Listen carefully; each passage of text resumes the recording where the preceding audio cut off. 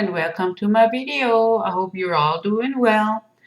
A while ago I made this video where I made this platter here, and it's made out of Porsalino, which is like Jesmonite or Aquacast, and I used one of those placemats with a structure on it.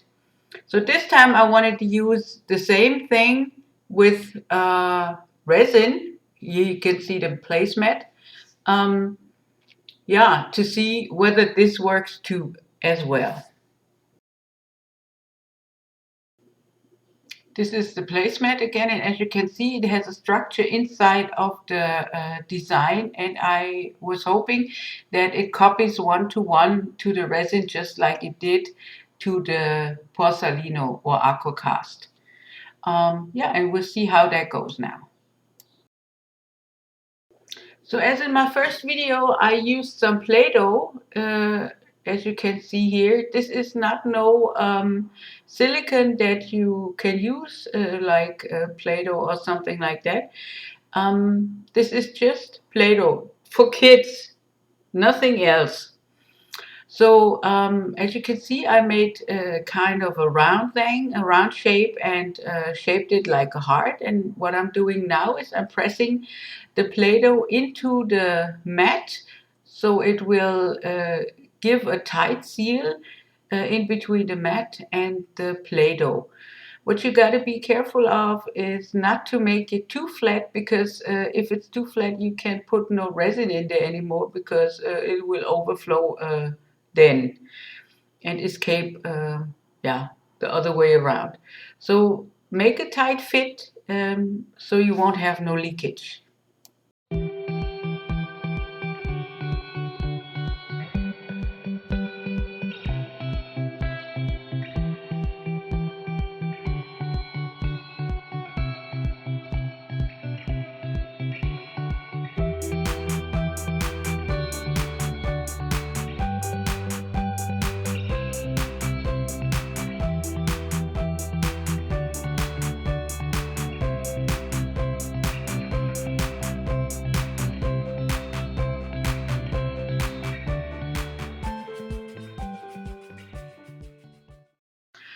Yeah, I should have used more silicone oil to cover the surface of this placemat.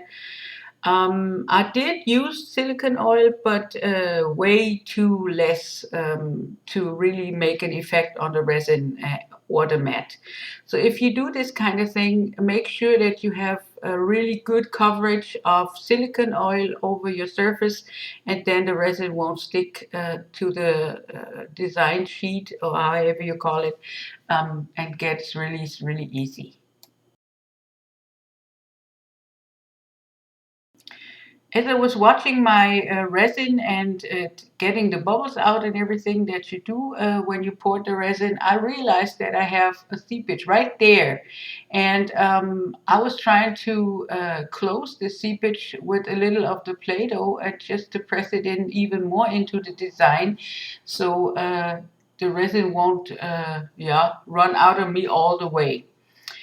In the end, looking back, it worked.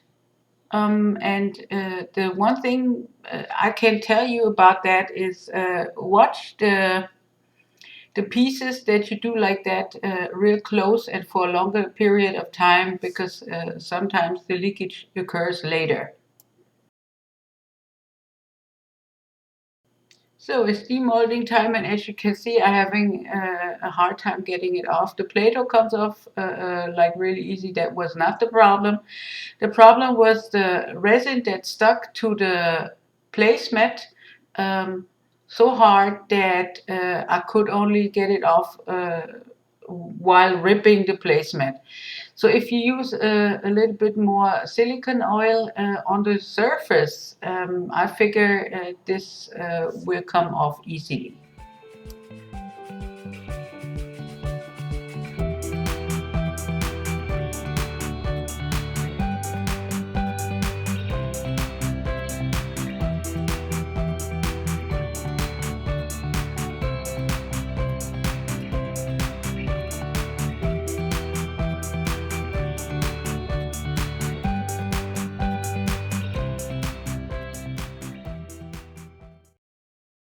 You so I have it off of the placemat, and as you can see, it really comes off without anything stuck to the resin. But yeah, if I would have had more silicone oil onto the surface, the release would be much more easier than this.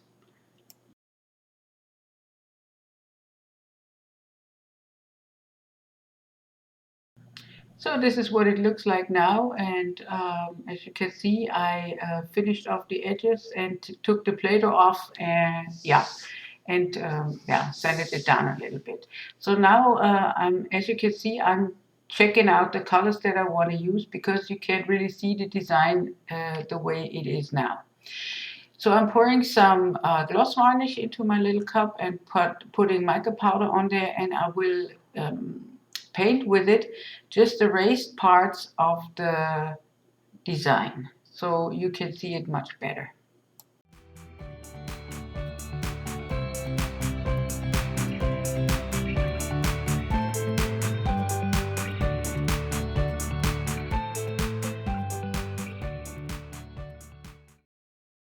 I painted the design a second time, and I kind of domed it with the color because I wanted the design much more visible than it was like that.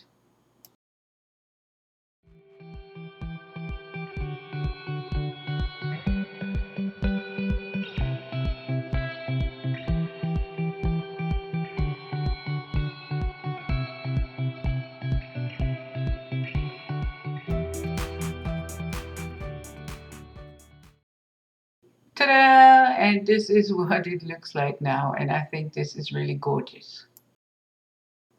To make it like the first project I made with this placemat, I'm using the same mold here, and I'm pouring the Porsalino around the resin heart, and yeah, it's just the other way around.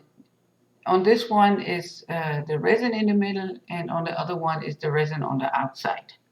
Now I take the same mica powder, mixing it with the gloss varnish, and I will color with it the Porsalino after it has been cured 24 hours.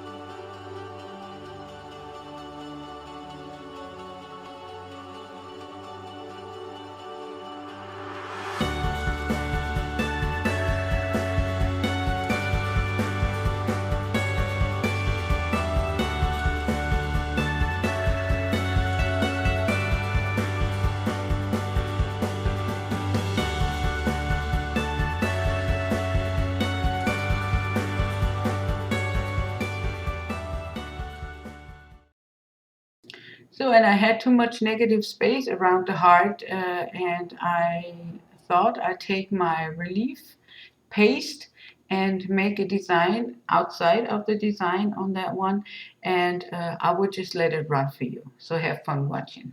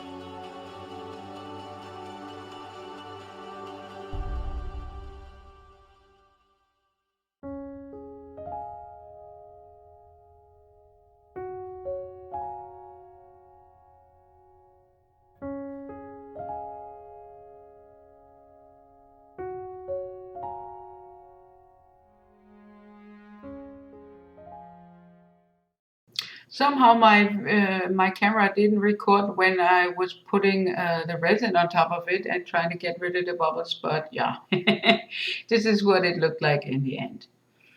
Now I'm demolding my piece, and I have a little bit of overflow on the edges because I poured too much resin in there, and yeah, but you just have to cut this off, and that's about it.